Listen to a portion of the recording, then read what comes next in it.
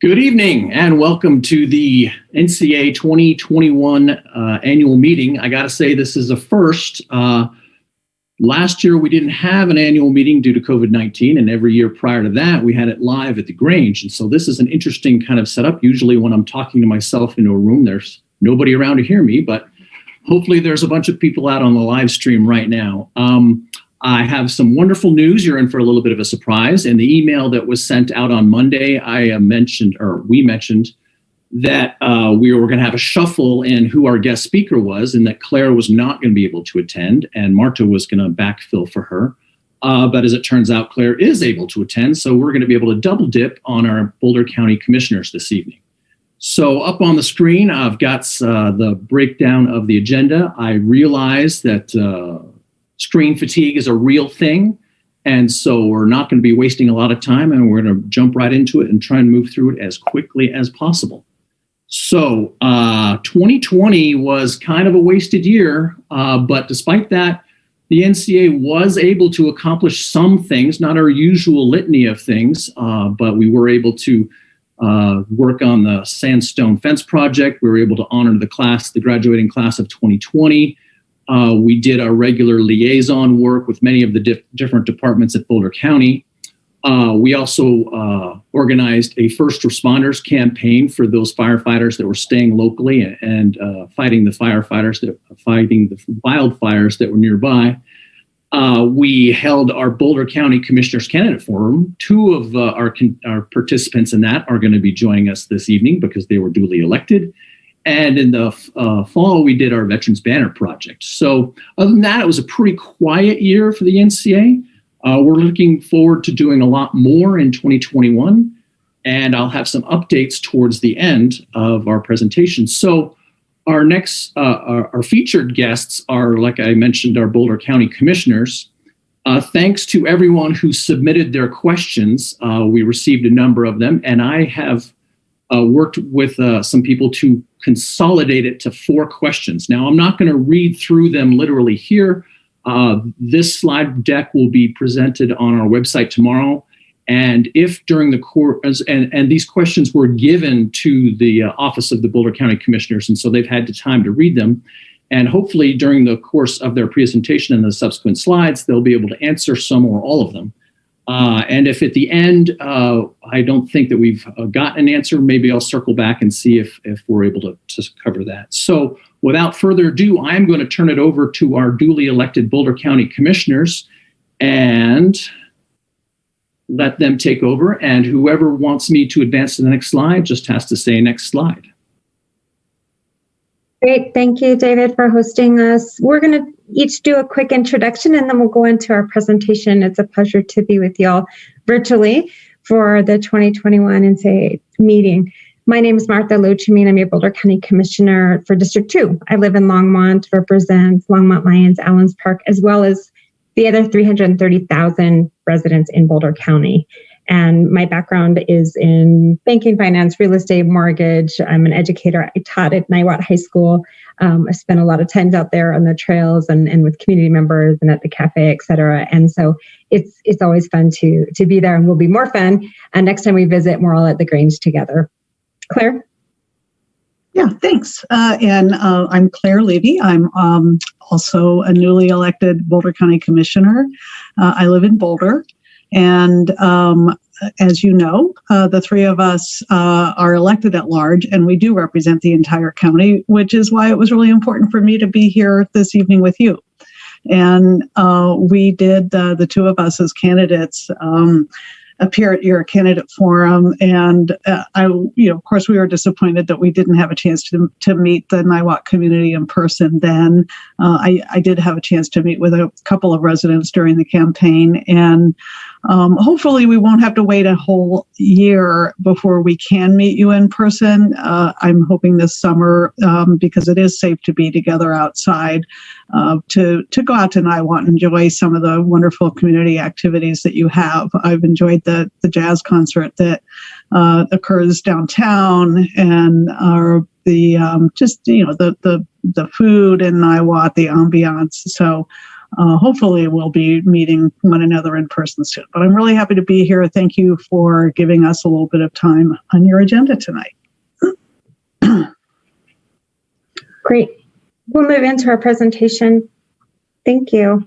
So we're asked just to kind of do a brief state of the county for 2021. And so it's really going to be, as you can imagine, talking about 2020, similar to what Dave was just sharing for Niwot specifically. And so that I'll go through kind of in the photos in there. But, 2020 was challenging for a whole lot of different reasons, and elections was no different. And Boulder County, our employees and staff just really got together and created a couple of really very innovative programs. One was called Ballot to Go, and it really is what you're thinking as you drive up and get your ballot. But it was something innovative and new to make sure that folks had a safe way to participate in the process, and also a change of legislation that allowed our youth to register early. They got out and got into schools and did that in a safe way as well. Then the other photo is an example of a way that Boulder County has worked with our OSCR, which is our Sustainability Resiliency Department and Climate Action, to address one, climate change, to focus on unemployed Boulder County residents, and to create a solar workforce development program, which is fantastic. And we're excited about where that's going to continue to grow. Another one of those pictures there is census. Let's not forget that the census was a huge, huge effort under COVID. Those dates moved. We had significant community collaboration with different partners around the entire region. And that's just a picture of some of the volunteers who were adamant about getting out there and making sure that everyone's voice got counted in 2020.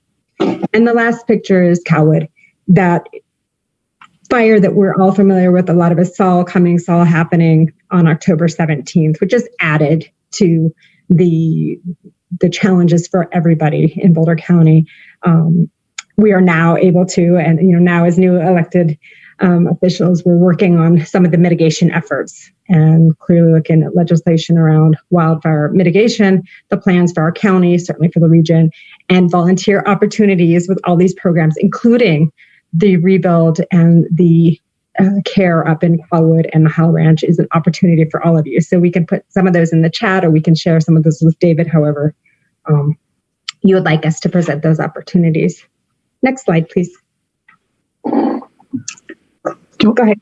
Yeah, okay, I'll take this one. So as Marta mentioned, Dave did ask us to do just a quick sort of check-in on the state of the county. And so we thought, you can't talk about the county without talking about COVID, and we can't talk about life without talking about COVID. And so we wanted to share with you just some of the data that is presented to us regularly by the Boulder County Public Health Department. And also just, I want to make sure you know that you can go to the Public Health Department website and find all of this data. It's got a lot of stuff on there, and it's in graphic form, it's in chart form. So if you're wondering, for instance, about our incidence level, and that's the rate per 100,000, it's on that website, and you can see that Boulder is yellow. We're not as good as we would like to be, and that is why at this point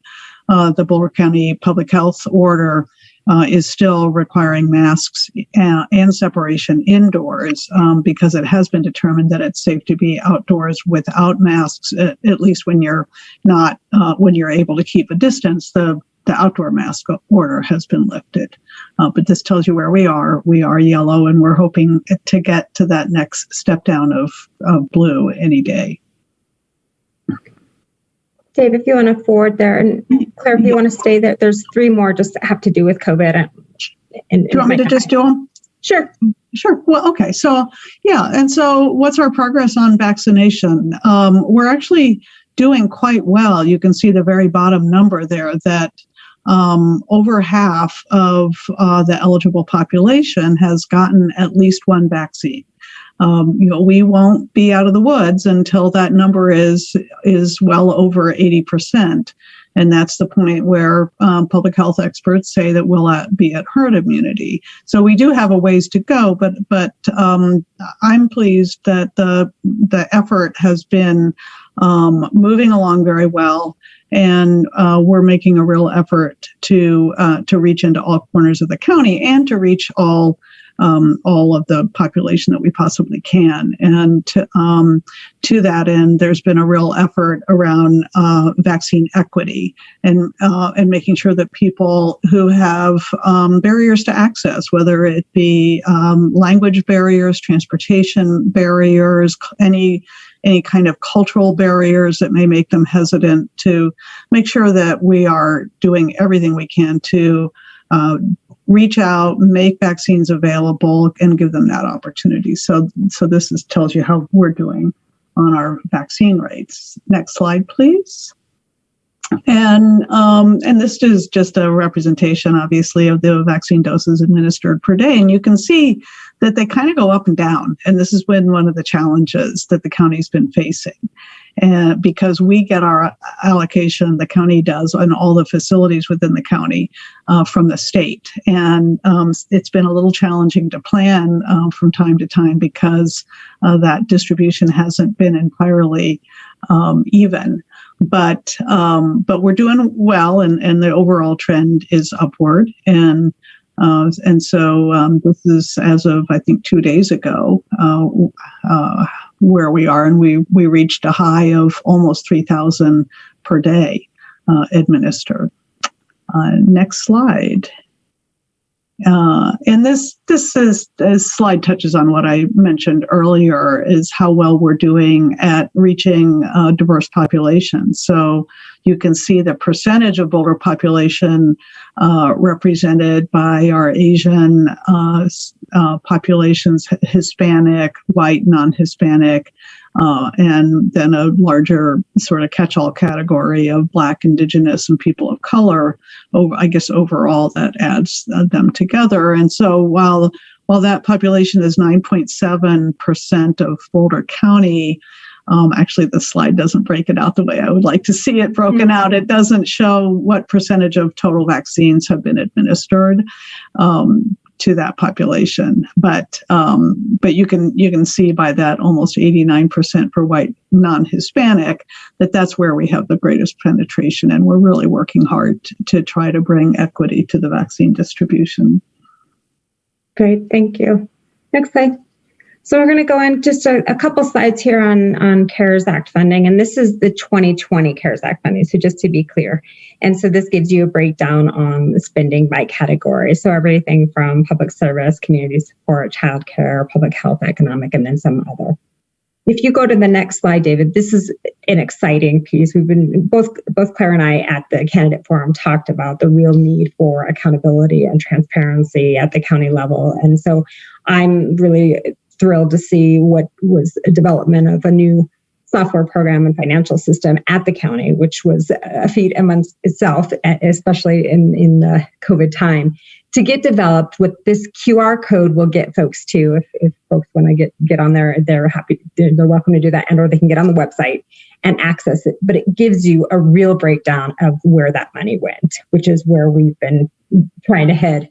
And I'm really hopeful that it will be the beginning of some of this other transparent activity that we can push forward at the county. On the left side there, it shows the distribution of funds to towns and cities. And I think this will be helpful in the next few months as we look at the new funding, the ARPA funds that come out, so that people have an idea of, one, where was that money spent? How can we use it moving forward? And what the history was in regards to the response to COVID-19 for us here locally. Next slide.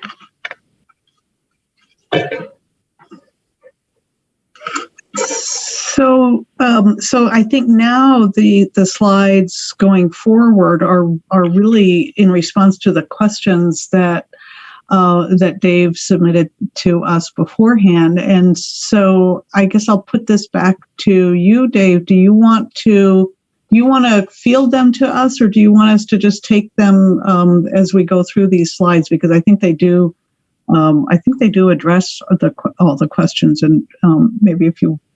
I think we have this slide in here, even though we're not talking about the LID directly. We did, the three of us met with the LID advisory committee earlier, I think it was in April, that we met with that advisory committee. It seems like a long time ago, but we got an update from them actually on sales tax collection, the projects that they've been working on. It's great to know that even though sales tax collections were down, you were still able to do some projects, and we hope that those sales tax numbers will rebound as people feel more comfortable getting together.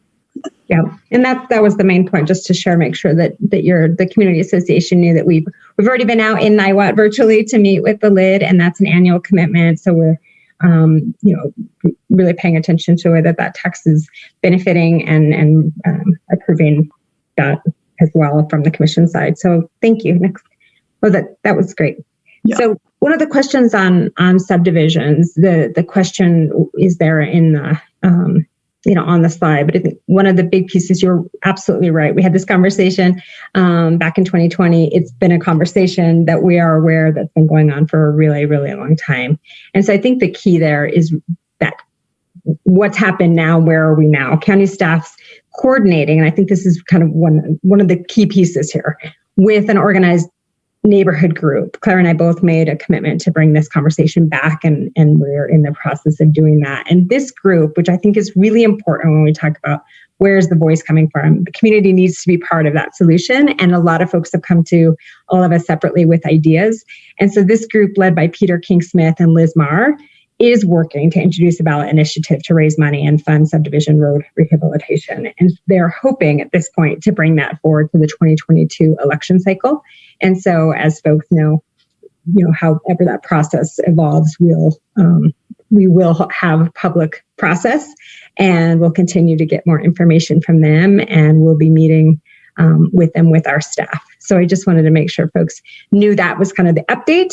And there is an example there too that talks about Burgundy Park that folks I'm sure probably have some information about. Claire, I don't know if you want to add anything more to that one. Well, the only thing I'm going to add is that we did very early on ask for our Public Works Director, Jeff Maxwell, to just do a background briefing for us on this issue of subdivision paving, knowing that it is such an important issue, not only in Niwot, but in a lot of unincorporated Boulder County. And I'm not going to be able to tell you just because I can't, not because I'm not allowed to. But what we basically learned from Jeff is that by statute, by law, the county is not allowed to use general fund dollars, just general tax dollars for road maintenance. We have to identify and earmark a certain portion of the mill levy for that. And that limits the amount of money that we can spend. And so the county adopted a policy of what roads it was going to maintain and what it wasn't. And I may have botched that a little bit, but that was my takeaway from that briefing, that we have to address this issue of how much money we have annually to put into roads. And because we do have the mountain collector roads and all of that, it's trying to figure out how to fund all of those needs. I did sit down with Jeff Maxwell last week to try to get a handle on some of the work that's been done in Niwot, just on roads in general. And there have been quite a number of transportation projects. I know not the subdivision paving projects that you would like to see, but there's a planned project in Cottonwood Square for pedestrian access. There were some paving projects done on Niwot Road, on North 83rd Street was reconstructed. I have a whole list of projects that have been done. And so we're hoping that we can continue to do those projects as funding comes available. Thank you. And next slide. So then, do you want to go ahead? Oh, yeah, I can do that. I think we were going to sort of take turns. I think it was your turn and I got mixed up. Go ahead. It doesn't matter. And actually, before I take this question, I have to give Marta credit for the fact that we even have anything to present here, because she jumped in when I thought that I was going to be greeting my brother this evening. I haven't seen him for 2 years. She jumped in and asked for all this information. So there was a question about I guess where the county landed, or where we landed, both, the community and the commissioners, on the Niwot Rural Community District and those zoning regulations, and the question asked about zoning floor area ratio, setbacks, height limits, and the alley issues. And I don't know that there is a process in place to address the ongoing concerns about the land use regulations. Honestly, I did meet with Dale Case, the director of community planning and permitting, to understand better what the issues were on the alley, because that was the thing that came up clearly when we met with the LID advisory committee. And what he shared with me was that I guess I left that meeting with the impression that the regs prohibited access off of the alley. And he said, well, no, that's not the case. It actually, it just requires whoever comes in with a development proposal to bring the alley up to access standards. And I realized that is no small task. And if you are going to develop one of those parcels down at the east end of the alley, or south end, which, depending on how you want to look at the diagonal, that seems like a heavy burden. And I think what we need to do is figure out if there's a way to spread those costs equitably, so that the first person in, or the first lot in, doesn't have to bear 100% of those costs.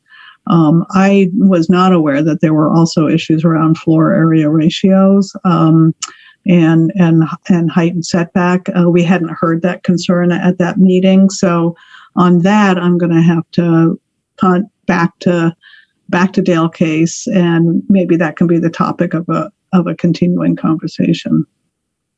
Sure. Yeah, and I'll just add on there that what that slide is indicating on the right side of it is really some of the updates that were made after the 2018 code update that was adopted in 2019. And so with allowing multiple residents on one parcel without the subdivision process, the relaxed parking standards, the bulk requirements, and to help maintain character, really with the goal of providing a better transition between residential lot on 3rd Avenue and commercial district.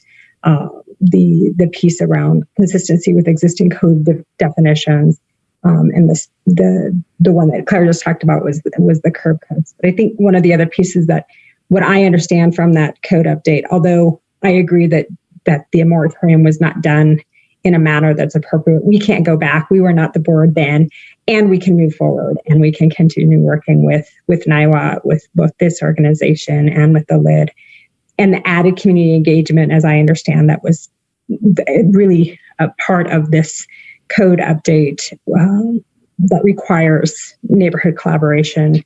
I'm really hopeful that will be a success out of this. So that's what we've got in regards to the rural community district for right now. Next slide.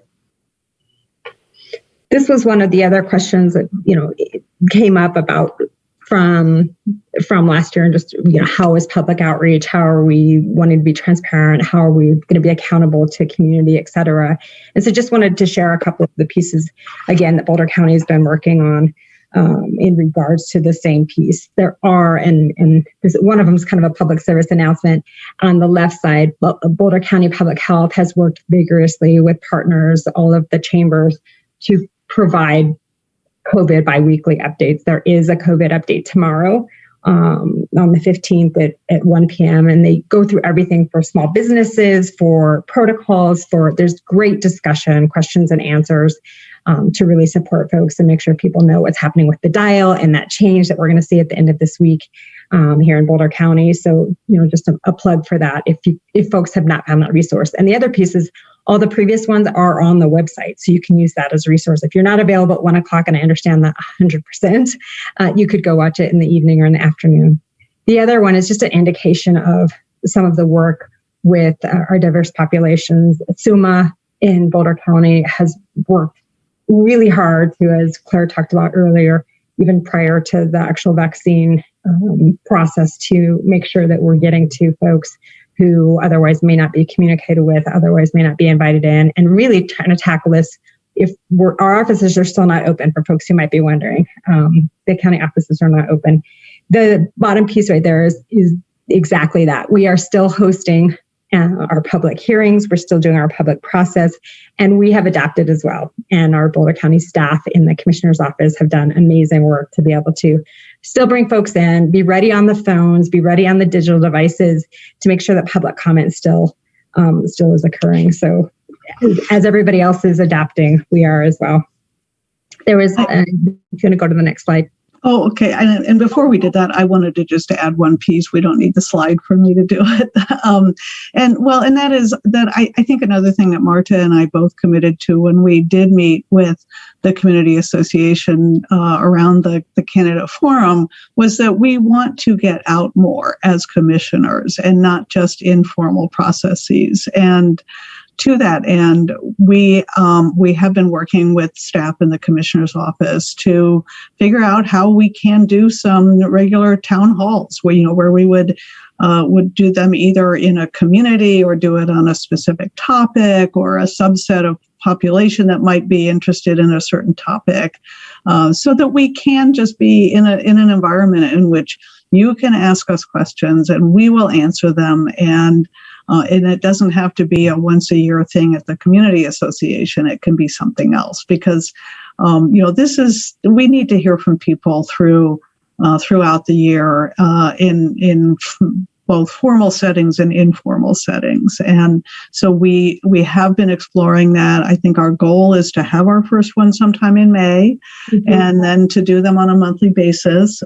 It's more logistically challenging than you would think. And that's just because of the staff involved and the staff time and the platforms that we use and all of those sorts of things. But we are making that effort. We also have an additional person in the commissioner's office now who is really doing a good job of monitoring that county commissioners at bouldercounty.org email address where people send us all kinds of questions. And she does her best. If it's a question that a department or an agency can answer, she does her best to field it to the right place. She summarizes those for us once a week. So we have an idea of the questions that are coming in, and some of them end up on our plate because they're really particular questions. So I know as for both of us, it's really important that we be available and accessible, and that there's not anything that comes between you and us in terms of our accountability. I'm glad you remembered the town hall piece. Thanks, Claire. And then on this one, I think this is here for a couple of reasons. Dave had a question that he fielded to us around this issue of the number of commissioners and whether it would be possible, whether we're exploring a way to have commissioners elected by district. And so under current law, Boulder County could expand to 5 commissioners, but current law allows either all of them to be at large, or 3 to be from districts, and then 2 to be at large. And I think the issue that came up at our candidate forum was that for there to be 5 commissioners, each of whom is from a district, there would have to be a change in legislation. And that is not in the works. It's not happening right now. But we did ask our staff to just pull some numbers, because I think one of the reasons this question comes up is a feeling that people who live in unincorporated Boulder County don't have a voice. And so I guess I'd have two responses to that, and I want to see if I can actually find that detail that our staff sent us. I'm not sure that I can, but I guess I have two responses to that. One is that because we're elected at large, I take that very seriously, and I feel that I actually do need to listen, to be accountable, and do my best to represent the needs and concerns of people throughout the whole county. The second aspect of that is that the population of unincorporated Boulder County is so small that it would not be large enough to amalgamate into a single district. And so just by virtue of the numbers and the distribution of the population, we would end up with a representative of the city of Boulder, or somebody who lives in the city of Boulder, which is where I live, somebody who lives in the city of Longmont, which is where Marta lives, and somebody who lives in either Lafayette or Louisville or Superior, or in that part of the county, which is where Matt lives. And so, at the end of the day, the distribution of commissioners probably wouldn't be that different. But we did want to make sure that you know who the Boulder County delegation is at the state capitol, and you can see their names and the districts that they represent up here. And I know when I represented House District 13, which was Western Boulder County and 4 other mountain counties, Niwot was always in my sights anyway, and I always felt a great kinship with representing the whole county. I'll just add to that piece in regards to the question, and the reality is right now we are everything, not just state, but nationally and for us locally, is COVID focused. It's COVID centered, it's recovery centered, it's crisis, adding on to what we really are confronting as a wildfire season after what happened last year. And so when we talk about, the question was really, are there some, are we working on ballot initiative? Unfortunately, this is one of those items that transportation is the other one that's really been pushed ahead of, changing commissioners. But from a voting standpoint, for voters, for active voters, interestingly enough, Boulder for the 2020 number shows, or active registration, 69,655. I'm sorry, hang on. I'm trying to read the email at the same. Active voter registration counts from the 2020 was 69,655. And Longmont is pretty close behind that at 65,673. And incorporated is at 37,592. And of course, I won't read off the whole list of all of our other municipalities and towns, et cetera, but just to give folks an idea, because I think that sometimes there's just it's kind of a misnomer about what that means. But that is the kind of the last response to the questions that they've had. Last slide. So we just want to say thank you and really appreciate the invitation to be here. Thanks for giving us a little more time than we were initially thinking. But I think it's actually really exciting to have 2 out of the 3 commissioners be able to participate with your event, and hopefully at some point we'll all be in person. Yep, and I just before Marta and I leave you to your regular meeting, I want to thank you as well for giving us time. And again, we're always happy to answer questions. Send an email, clevy@bouldercounty.org. Marta's Marta Lochamin at bouldercounty.org. You can reach all 3 of us any way you want to. Please do feel free to email, and we'll do our best to respond. And Dave, is there anything else that you wanted us to cover before we let you get on? Well, I just wanted to apologize to the people watching from the live stream that I went through the NCA questions rather quickly and not allow them a time to just at least briefly scan them. But the 4 questions had to do with roads first and foremost, and then the Niwot Rural Community District, followed by outreach, and then concluding with the election. So thank you both for addressing all 4 of those questions. I know there's a lot of people, myself included, that would like a lot more detail, and hopefully after wildfires and COVID and all that other stuff, we can start getting into those public forums and community meetings, and we can start to roll up our sleeves and talk talk turkey. So again, thank you for participating, and we really appreciate your time, and we feel very fortunate that we were able to have both of you attend. Great. Thank you, David. Yeah. Have a great evening. Thank you. So they will sign off at this point, and I will move my mouse over here so I can go to the next slide. And we're going to wrap up this meeting pretty quick because we've already been going for over half an hour. And like I said, election screen fatigue is a thing. So we're going to go through some updates pretty quickly. The 2021 election ends at midnight tonight, and unless something incredulous happens, the voting will end up with the incumbents being elected to their positions, as you see here. And at the conclusion of the election, we will certify the results and post them on our website, and hopefully that'll be done tomorrow. And with that, this is what your entire NCA board looks like. I can't thank these people enough for the time that they dedicate to promote the issues for Niwot, to make events happen, to spend their time serving others. It's a great set of people, and they do it all for the high salary of $0 and a medical benefit plan of nothing. So if you happen to see any of them around town, please be sure to thank them, as I try and do at every one of our meetings. Our membership campaign is wrapping up right now.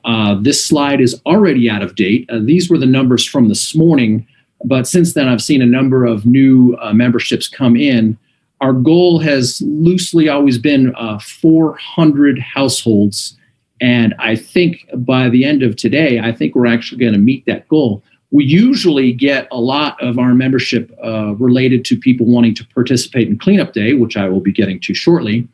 And so I think that this number is going to go even higher, and I feel glad that we have such a high percentage of the Niwot community as part of our base, so that when we go to talk to the commissioners or the department heads of the different organizations at Boulder, that we have the voice of many people behind us. It really allows us to get our foot in the door and have solid conversations. So speaking of things, you'll notice that next to 2021 events, there is an asterisk because COVID is still a thing, but this is what we're looking at right now for 2021. Cleanup Day, which is usually an event that we hold in the spring, we just don't see our way clear to being out from underneath the COVID restrictions by then. So we're going to move it to the fall. It's going to be September the 18th.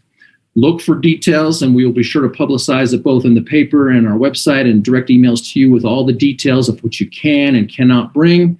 Again, September 18th at Niwot High School as usual. The 4th of July celebration, unfortunately, we struggled with this decision for months. And finally, push came to shove. We had to make a decision because there's a certain amount of lead time that we have to organize permits and insurance and our participants and things like that. And we are not going to be able to hold a traditional 4th of July event.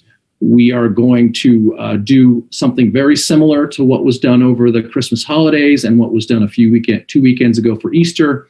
And we are going to bring the parade to you. We are going to put together a parade that goes through the different subdivisions.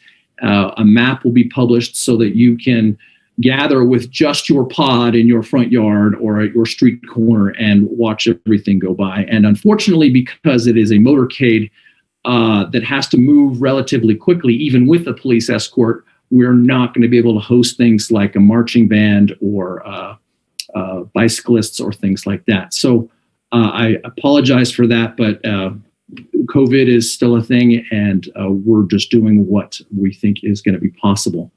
Again, look for information on that, as well as events that will be hosted by the NBA. I think there's going to be a fun run, a 1 mile downhill fun run, and a pancake breakfast. And so we will be coordinating with the NBA and hopefully have a good and safe celebration of our country's birthday. National Night Out is too far out to even consider. We've been in touch with our partners at the Boulder County Sheriff's Department, and we're going to have to push that decision a little bit farther down the road. The Veterans Banner Program is easy. That's a no-brainer. We were able to do that in the height of COVID in 2020, and that is something we are definitely planning on doing again. It was a great success. Look for information to start coming out at the beginning of August, where we will start taking signups. And then again, as in years past, the banners will be decorating the streets from middle of October to middle of November. Behind the scenes, we're going to still do what we can. We're going to be organizing projects in trails and open space. We're contacting an artist to do the upkeep of the pedestrian mural. If there are events, we will help control them. And then, as always, when there's an issue that needs a liaison between our community and our closest form of government, Boulder County, we have the contacts, we have the numbers of our membership, thank you, and we will open doors and start conversations where needed. And then, as needed, we'll do surveys, forums, and any issues. I don't think there's going to be anything tumultuous on the election this fall. I think the transportation bill is going to be pushed to 2022, as Claire alluded to. But our subcommittee on the Niwot Community Association meets regularly with Peter King-Smith and Jeff Maxwell of the Transportation Department. And as information becomes available, we will be sure to share it with you. Keep in touch. I'm wrapping up here, so stretch out and get prepared to sign off.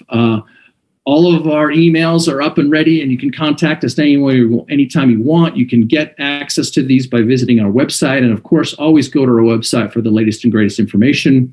It's important to note, and I harp on this every year, that the Niwot Community Association is niwot.org. And our friends at the Niwot Business Association are niwot.com. Both sites have very useful information and but cover different spheres of influence. That's all I got. I want to thank everybody for voting in this election, for submitting their questions, and for attending tonight. We appreciate your time, and we look forward to doing the things that we try and do for you every year. Thank you, and good night.